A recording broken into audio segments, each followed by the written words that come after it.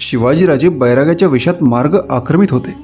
चांदा, इंदूर या परगण्यांतून राजे भागानगर मुलकात आले. सृष्टीचे बदलणारे परिचित रूप पाहून राजांना हुरूप येत होता. चालण्यांच्या कष्टांचा विसर पडला. संध्याकाळ होत आली होती. एक चिमुकले गाव झाडीच्या कुशीत वसले होते. गावावर धूर उठत होता. निराजीपंत म्हणाले, राजे, त्या गावात आश्रय घेऊ. चारही बैरागी त्या दिशेने चालू लागले. गावाजवळ येताच गावकरी कुतूहलाने त्या बैरागांकडे पाहत होते. निराजी चौकशी करीत होते. गावात धर्मशाळा नव्हती. एका कुळवाड्याने त्यांचे स्वागत केले. घराच्या कट्ट्यावर जागा दिली. हातपाय धुवून राजांनी आपली घोंगडी पसरली. निराजीने आसन घातले. निराजी बसताच बाकीचे सारे बसले. निराजीपंतांना बाकीचे म्हणाले, महाराज, लोक केवढे भाविक आहेत नाही. निराजीपंत म्हणाले, आनंददारी असलेल्या अतिथींचे स्वागत हा तर हिंदूंचा आचार. अशी भोळी निरागस माणसं समाजात आहेत, म्हणून तर आपल्यासारख्या बैरागांचे दिवस जातात. त्या कुळवाड्याची पत्नी बाहेर आली. वाळल्या शेंगा बैरागांच्या मध्ये ठेवून साऱ्यांना नमस्कार करून ती आत गेली. कुळवाडी बाहेर आला. शेंगाकडे बोट दाखवीत तो म्हणाला, घ्या महाराज. सर्वांनी विचारले, तुमचं नाव काय? रावजी पाटील म्हणतात मला. तुम्ही पाटील आहात? निराजींनी विचारले. रावजी हसला, म्हणाला, महाराज घराण्याची पाटीलकी होती, मोगलाईत गेली, नाव राहिले. नाव पाटील, पण पोट भरायची पंचायत. ती पाळी आता जास्त दिवस राहायची नाही, राजे म्हणाले. नंतर निराजी म्हणाले, पाटील, आमचा आनंद भविष्य चांगले जाणतो, त्याचे बोलणे खोटे व्हायचे नाही. पाटील उठला. राजांचे पाय धरीत तो म्हणाला, आनंदजी, गरिबाचं कल्याण होईल. तुमच्या तोंडात साखर पडो. रात्री पाटलाच्या पत्नीने साऱ्यांच्या हातावर भाजी भाकरी ठेवली. गरम भाजी भाकरी खाऊन राजे म्हणाले, आई, तुमचं कल्याण हो. त्या बाईने राजांकडे पाहिले. तिचा संताप उपळला. ती म्हणाली, बाबांनो, हाती घास आला तो गप खावा. राखलं असतं तर 2 गोड घास खाल्लं असतं, पण तो शिवाजी हाय नव्हत. तो गोड घास कसा गिळू देणार? सारे चपापले. आश्चर्य न दाखवता राजे म्हणाले, काय केलं शिवाजीनं? आता मोगलाईत आम्ही सापडलो, तो काय आमचा गुन्हा आहे काय?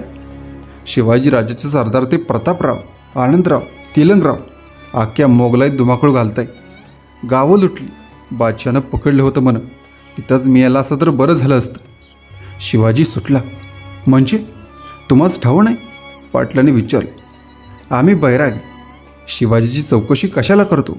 निराजींनी सांगितली. शिवाजी राजा सुटला एवढंच नव्हतं, तर गडावर पोचला बी. साऱ्या गडावर तोफा झाल्या असं राजे म्हणाले. पण आई म्हणते ते खरं. पाटील म्हणाला, अहो, तिचं काय ऐकता? परड्यातलं लाकूड गेलं तरी 6-6 महिने कलकलणारी ही बायकांची जात. या मुसलमानांचा लई मोजार झाला होता. जशा राजांच्या फौजा आल्या तशी नांगी टाकून बसल्यात. आता वाळल्याबरोबर ओलं बी जळायचंच. राजेंनी भाकरी खाल्ली. घोंगडी पसरून राजे झोपे गेले. पहाटेला पाटलाचा निरोप घेऊन बैरागी मार्गस्थ झाले. थोड्याच दिवसांनी राजे आपल्या भागात आले. ते आमराया, डोंगरदऱ्या, नजरेत येणारे दूरचे गड. निराजीपंत म्हणाले, राजे, आपण आपल्या मुलकात आलो.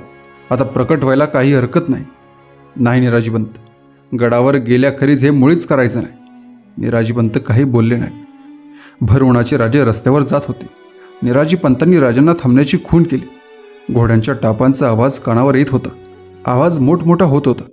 रस्त्यावरून उधळत येणारे अश्वपथक नजरेत येत होते. भरधाव वेगाने अश्वदळ येत होते. चारही बैरागी रस्त्याच्या बाजूला झाले. अश्वदळ नजीक आले. घोड्यांचे लगाम खेचले गेले. अग्रबागीचा सरदार पायउतार झाला. राजांनी प्रतापराव गुजरांना चटकन ओळखले. प्रतापराव सरळ बैरागांच्या जवळ आले.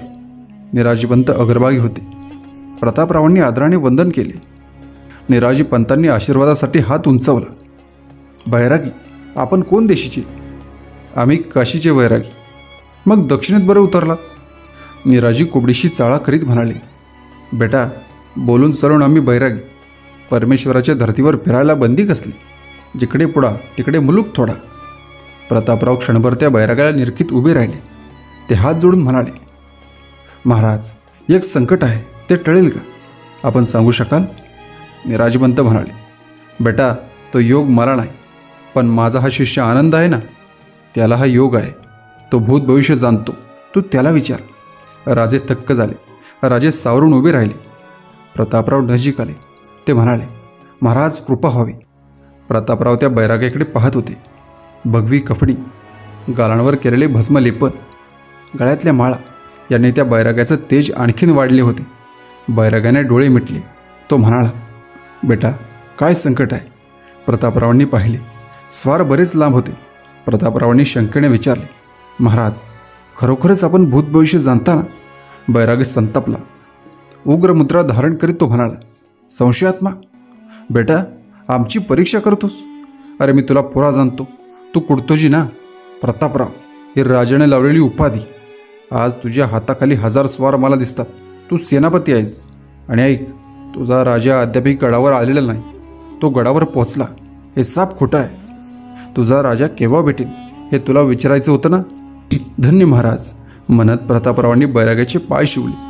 महाराज, चूक झाली, क्षमा व्हावी. आमचे राजे अद्याप गडावर आले नाही. त्याच चिंतेत आम्ही आहोत.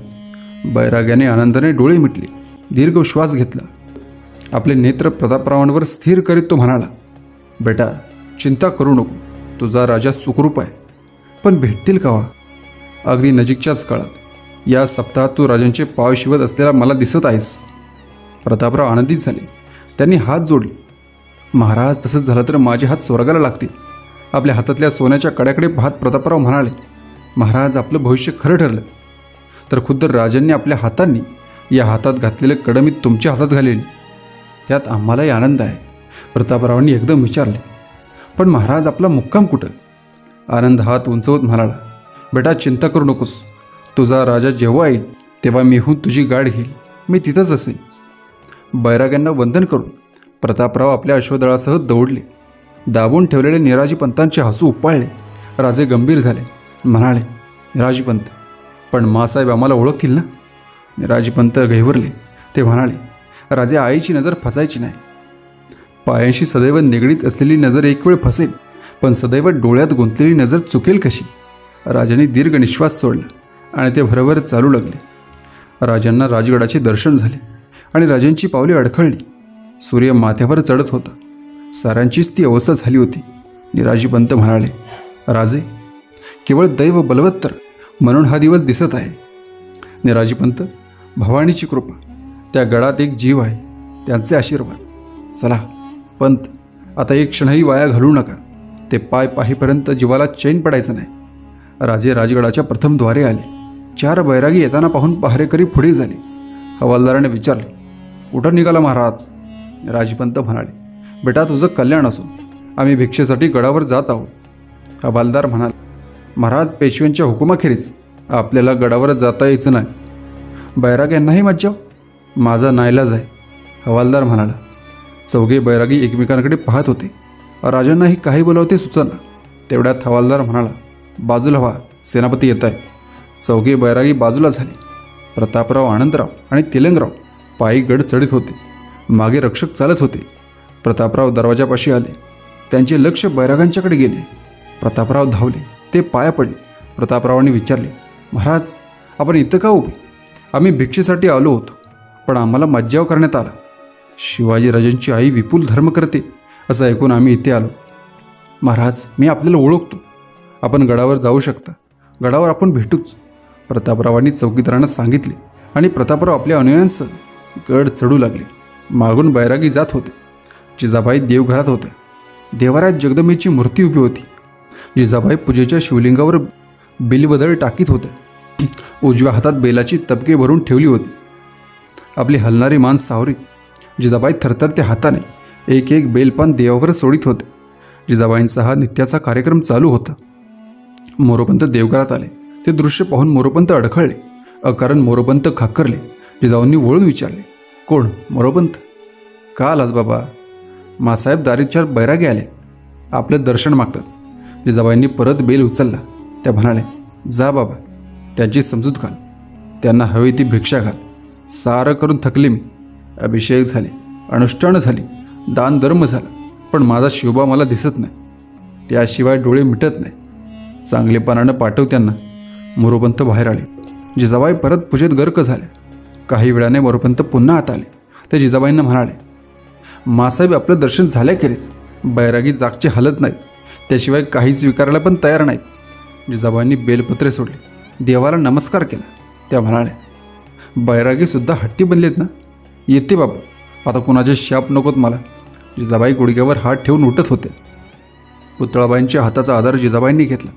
दुसऱ्या बाजूला मोरोपंत चालत होते. जिजाबाई सदरेवर आल्या.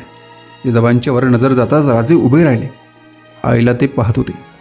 श्वेत वस्त्र परिधान करलेली आई, केस संपूर्ण पांढरी पडलेली, हातात हलणाऱ्या मानेने पाणावलेल्या डोळ्यांनी जिजाबाई सदरेवर उभे होते. त्या थकल्या भागल्या जीवाला पाहताच राजांचे डोळे पाणावले. राजे भारावल्यासारखे पावले टाकीत जिजाबाईंच्या जवळ गेले. चौकाच्या पायऱ्या चढून सदरेवर येताच त्यांनी एकदम जिजाबाईंच्या पायावर डोके ठेवले. पुतळाबाई मोरोपंत मागे सरले. गडबडीने मागे सरण्याचा प्रयत्न करीत जिजाबाई म्हणाले, अरे आजवर थोडे का अपशगुन झाले? बैरागी कधी पाया पडतो का? त्याचवेळी कानांवर आवाज आला, मासाहेब तुम्ही आम्हास ओळखलं नाही? जिजाबाईंच्या अंगातून शेकडो झिंझिण्या उठत होत्या. आवाज परिचयाचा होता. तो ऐकण्यासाठी जीव आतुरला होता. बैरागी उठत होता.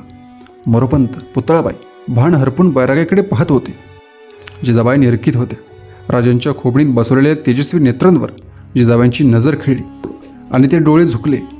तेच भव्य कपाळ, तो ओठांकडे किंचित झुकलेला धारदार नाकांचा शेंडा. मासाहेब उद्गारल्या, शिवबा. आणि दुसऱ्या क्षणी राजाने जिजाबाईंना मिठीत सावरले. एक आनंद कल्लोळ उजळला. निराजीपंत धावले. सारा महाल भरून गेला. दासदासी सर्व राण्या सारे गोळा झाले. कोणाला मर्यादा राहिली नाही. राजे उठले. जिजाबाईंची परवानगी घेऊन ते महालाबाहेर गेले.